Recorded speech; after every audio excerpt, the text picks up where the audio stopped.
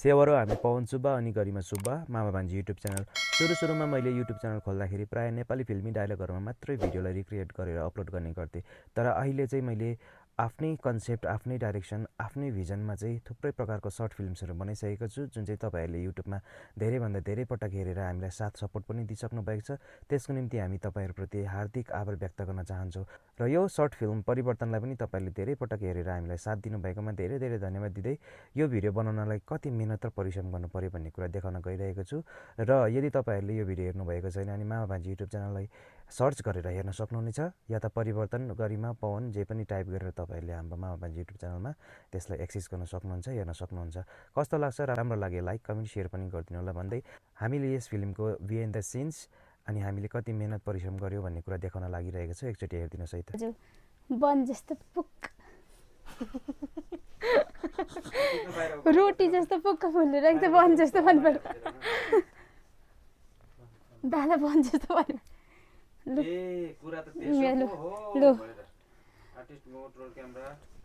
Action औ नाति गर्नु, बिस्तारी बिस्तारी कपाल मिलाऊ, ऐना हेर, लिपस्टिक मिलाएको जस्तो गर। मामा आयो, हेऱ्यो, भन। ए मामा म एकछिन पर साथी घुम्न गइकिन आउँछु ल। कपाल मिलायो होला, ल जाऊ निक्ल। सुतिरहेको हुन्छ है। निकाल, कट, ब्लर भयो, सेम एक्सन। एकछिन फोन बस्नु दिनु पऱ्यो नि एकछिन।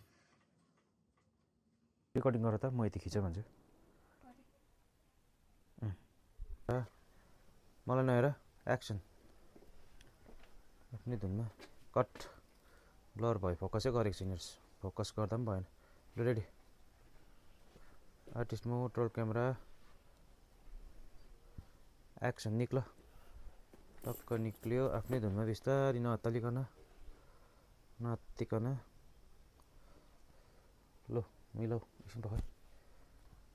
ल कपाल मिलाऊ, ल भनेर जाऊ।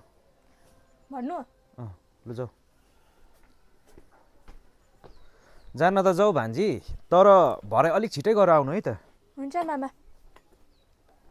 अरे भान्जी, तिम्रो अर्को लुगा थिएन अलिक राम्रो?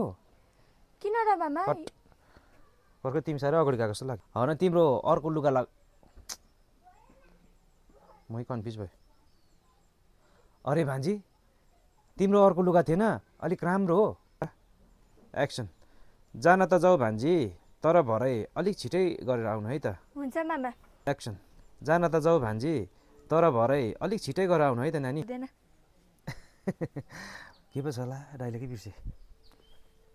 मेरो भएको फोन आउँछ। यो हो नि त मेरो भान्जीको पारा। हेर ल, कति राम्रो देखेको मेरो प्यारी भान्जी भन्छ हो।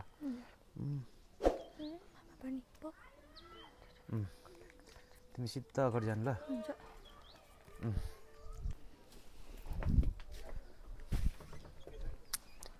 हुन्छ मामा, अब म गएको ल, भरे बेलुका छिटै आउँछु। नरिसाकन भन न, किन रिसाएको जस्तो भनेको? हुन्छ मामा भनेर हाँसेर।